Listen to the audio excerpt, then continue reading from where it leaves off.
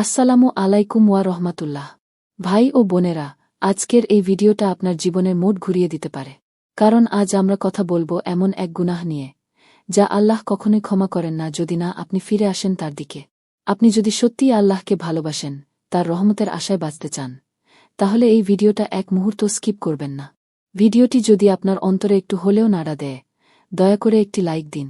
আর এই বার্তাটি যেন আরও হাজারো ভাইবোনের হৃদয়ে পৌঁছায়, সেজন্য চ্যানেলটি সাবস্ক্রাইব করে আমাদের সঙ্গে থাকুন।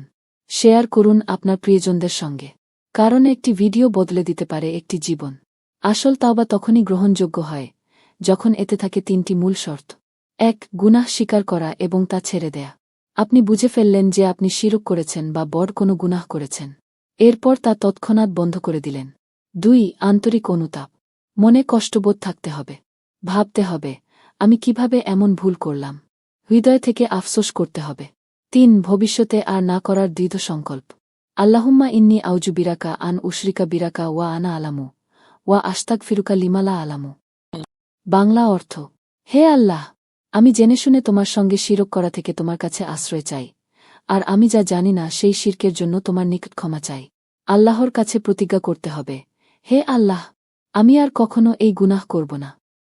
যদি আবার করে ফেলেন, তাও আবার তাওবা করুন, যতবার দরকার ততবার।